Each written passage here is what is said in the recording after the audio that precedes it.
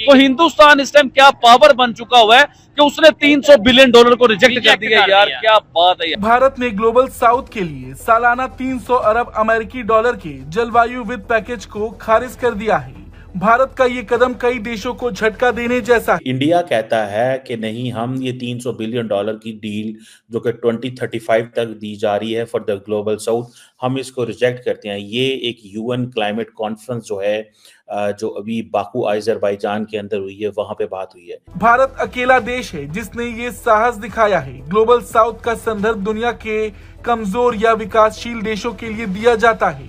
India के अंदर 1 लाख करोड़पति पैदा हुआ है 3 सालों के अंदर। बड़ी बात है कि हिंदुस्तान ने इतनी बड़ी रकम, इतनी बड़ी दौलत, इतने ज्यादा डॉलर, 300 बिलियन डॉलर होते हैं, उसे रिजेक्ट कर दिया है।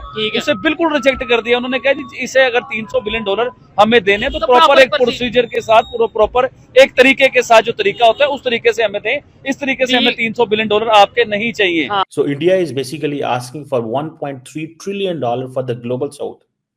और ये वो कह रहे हैं कि वो हम पिछले कितने सालों से कह रहे हैं कि ये पैसा कम से कम 3 सालों से इंडिया कह रहा है। पाकिस्तान ये बात क्यों नहीं कर रहा? पाकिस्तान ने इस मसले को क्यों नहीं उस तरह उठाया कि इतना पैसा चाहिए? बेकारी को कौन पूछता है? वहीं नाइजीरिया ने भारत का समर्थन करते हुए कहा कि 300 अरब अमेरिकी डॉलर का जलवायु वित्त पैकेज एक मजाक है। मलावी और बोलीविया ने भी भारत का समर्थन किया है। बड़ी से बड़े इस वक्त दुनिया के अमीर आदमियों में, दुनिया के जो बड़े अमीर आदमी है उसमें भारतीयों का नाम आता है। भारत दुनिया की 5वीं बड़ी इकॉनमी बन गया है। हम आज भी इस चीज से बाहर नहीं आ रहे। हम कटोरा लेके फिर रहे हैं पूरी दुनिया में। अल्लाह के नाम पे कुछ दे दे बाबा, अल्लाह के नाम पे कुछ दे बाबा, भगवान के नाम पे दे बाबा। जय हिंद दोस्तों, भारत ने जलवायु वित्त पैकेज के मिलने वाले 300 बिलियन डॉलर को लात मार दी है।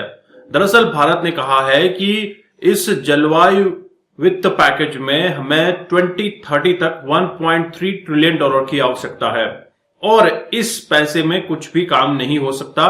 और भारत के इस रवैये से पाकिस्तान काफी खुश हुआ है, क्योंकि पाकिस्तान दर दर 1-2 बिलियन डॉलर के लिए भटकता रहता है और कशको लेके एक देश से दूसरे देश में ज्यादा रहता है। इसी के ऊपर आज पूरा पाकिस्तानी रिएक्शन वीडियो हम देखने वाले हैं। 300 बिलियन डॉलर होते हैं। एक दफा इसे सोचा जाए 300 बिलियन डॉलर। चले आपको 300 बिलियन डॉलर के बारे में बताता हूँ। पाकिस्तान IMF से 3 बिलियन डॉलर या 5 बिलियन डॉलर के लिए नाक रगड़ता है अपनी। इवन के उनकी शर्तें भी मानता है। चौधरी साहब ये शर्तें नहीं है तो और क्या है? बिजली का रेट कैसे निकलेगा? IMF कहेगा तो बिजली का रेट निकलेगा। गैस का रेट कैसे निकलेगा? IMF से निकलेगा। ईच एंड एवरीथिंग पाकिस्तान की कोई भी चीज है IMF के रेट से निकलेगी। आपका मोटरवे गिरवी रखवा देता है IMF, हमारे PIA को गिरवी रखवा देता है IMF। यानी कि IMF हमारा दादा परदादा, हर चीज IMF बन चुका हुआ है। और उससे हम 4-5 बिलियन डॉलर लेने के लिए नाक रगड़ते हैं, उसकी शर्तें मानते हैं। ईच एंड एवरीथिंग जो भी वो कहते हैं हमें मानना पड़ता है, चाहे वो हमारे हक में बेहतर हो चाहे हमारे हक में नुकसान हो। तो हिंदुस्तान इस टाइम क्या पावर बन चुका हुआ है कि उसने 300 बिलियन डॉलर को रिजेक्ट कर दिया। यार क्या बात है यार। ठीक हो गया। So India is basically asking for 1.3 trillion dollar for the global south. और ये वो कह रहे हैं कि वो हम पिछले कितने सालों से कह रहे हैं कि ये पैसा कम से कम 3 सालों से इंडिया कह रहा है। पाकिस्तान ये बात क्यों नहीं कर रहा? पाकिस्तान ने इस मसले को क्यों नहीं उस तरह उठाया कि इतना पैसा चाहिए? इंडिया की जो गवर्नमेंट है वो over the period of time, आपको पता है कि ग्लोबल साउथ के हवाले से वो अपनी एक मोनोपोली, हेजमनी, इन्फ्लुएंस अपने आप को प्रोजेक्ट करते हैं कि ग्लोबल साउथ जो है वो हमारे लिए बड़ा जरूरी है। लेकिन इसमें इंटरनेशनल कम्युनिटी जो है वो ये कहती है कि ये 1.3 ट्रिलियन डॉलर जो है it's a lot of money.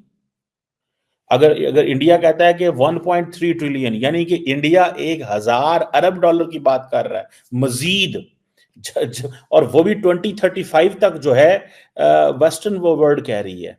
India कह रहा है नहीं, 1.3 ट्रिलियन डॉलर 2030 तक चाहिए। अच्छा, पाकिस्तान अकेला इससे बहुत ज्यादा मुतासर हो रहा है। Pakistan itself is getting affected by this environmental challenges के साथ।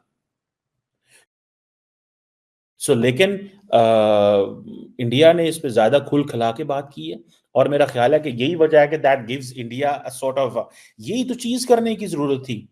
इंडिया यही तो चीज करके बेसिकली अपने आप को प्रोजेक्ट कर रहा है एज ए ग्लोबल साउथ के लीडर में। और ये जो क्लाइमेट चेंज है, इसको आपको पता है कि वेस्टर्न वर्ल्ड जो है, इसमें अभी फॉर एग्जांपल आप डोनाल्ड ट्रंप को देखें, Donald Trump still consider this as a hoax. वो कहते हैं इसकी तो है ही कोई नहीं है। अब ये जो COP29 क्लाइमेट समिट बाकू के अंदर हुई है, इसमें आप देखें कि डिस्कशंस बड़ी देर चलती रही कि कैसे नया एक न्यू कलेक्टिव क्वांटिफाइड गोल जो है वो अडॉप्ट किया जाए, global north and global south. ये याद रखें, जो global map, it is been divided by global north and global south. जो नॉर्थ है that is industrially riched, politically stable, economically stable है, ठीक है, डेमोक्रेटिकली जो है वो फाइन है। ग्लोबल साउथ जो है it is under developed, economic challenges हैं, it is dependent on north, इसके मसले बहुत ज्यादा हैं। सो ये एक बेसिकली इंटरनेशनल रिलेशंस में एक नॉर्थ साउथ की एक थ्योरी भी है, ठीक है जी, कि नॉर्थ साउथ जो थ्योरी है ये भी है कि किस तरह जो नॉर्थ किधर खड़ा हुआ है, रिच कैसे है, और साउथ जो है वो सारी की सारी जो रॉ मटेरियल है वो साउथ में है, प्रोडक्शन नॉर्थ में होती है। जो साउथ है उसके पास फैक्ट्रियां नहीं है, साउथ के पास एनर्जी नहीं है, साउथ से रॉ मटेरियल जाता है नॉर्थ में, नॉर्थ उसको बनाता है, साउथ को कुछ नहीं मिलता, नॉर्थ को सब कुछ मिलता है। और नॉर्थ की जो कार्बन एमिशंस हैं वो उसके लिए रिस्पॉन्सिबल है, जो ग्रीन हाउस गैस एमिशंस हैं उसके लिए नॉर्थ रिस्पॉन्सिबल है। लेकिन नॉर्थ मानते नहीं, नॉर्थ अभी तक इसमें, नॉर्थ से मुराद ये है कि ये यूरोप एंड अमेरिका की बात हो रही है, ठीक है, ये वो ममालिक हैं जो नॉर्थ हैं। सो ये जो एक फाइनेंशियल फ्रेमवर्क चाहिए उसके हवाले से अभी तक कोई बात नहीं हो पा रही। और साउथ जो है वो डिपेंडेंट है, वीक है, कमजोर है, उसमें कार्बन, आप जैसे पाकिस्तान बार बार एक बात करता है जी कि we have contributed less than 1% into the global emissions, greenhouse gas emissions में, but we are facing the you know consequences of that. Glaciers melt हो रहे हैं, बारिशें हो जाती हैं, सो एंड सो दुनिया में अब जहां पे भी बारिशें होती हैं, इस तरह की चीजें होती है, पाकिस्तान फटाफट बोल पड़ता है just to tell them that how much we are getting affected, और ये कितना हमें अफेक्ट करती हैं। क्योंकि अब हमें पता है कि अब नेशनल सिक्योरिटी रीजंस की वजह से पाकिस्तान को पैसे नहीं मिल रहे, so that is the only reason कि हम जो है वो पैसे कमा सकते हैं। सो ये एक जिसे कहते हैं ना है। अब इंडिया जो है वो बेसिकली ये जो नॉर्थ साउथ की जो डिबेट है ना, इसको वो लीड कर। तो दोस्तों, आपने ये वीडियो देखी और आपको आइडिया लग गया होगा कि भारत ने किस तरह से $300 बिलियन को लात मारी है जलवायु वित्त पैकेज के चलते, जहां पर ग्लोबल साउथ की एक मीटिंग कंडक्ट की गई थी बाकू अजरबैजान में, और इसमें जलवायु के ऊपर काम करने के लिए जो पैसे की रिक्वायरमेंट है एज पर वेस्ट और यूरोप 2035 तक 1.3 और 5 ट्रिलियन डॉलर की, लेकिन भारत ने कहा कि 2030 तक हमें 1.5 ट्रिलियन डॉलर की आवश्यकता है और 300 बिलियन डॉलर में कुछ भी नहीं हो सकता। इसके चलते भारत ने इसको लात मारी और कहा है कि अगर आपने कंट्रीब्यूट करना है तो एक प्रॉपर तरीके से कंट्रीब्यूट कीजिए, क्योंकि अगर आप देखें कार्बन एमिशन में सबसे ज्यादा जो कंट्रीज पार्टिसिपेट करती है उसमें America, Canada, Australia, New Zealand, Europe और इसके अलावा आपको जापान दिखेगा। तो ये सारी कंट्रीज बहुत छोटा सा अमाउंट देकर इस चीज से हटना चाहती थी, लेकिन भारत ने इनको दुत्कार दिया है। और भारत की इस धमक से वेस्ट और यूरोप परेशान है कि भारत ने ऐसा कैसे कर दिया, क्योंकि अभी तक जो भी डॉलर फेंके जाते थे उसको एक्सेप्ट कर लिया जाता था। अभी 56 इंच के सीने वाला आदमी राज सत्ता में बैठा है। दरअसल पाकिस्तानी ये सोच रहे हैं कि भारत ने $300 बिलियन पर क्यों लात मार दी।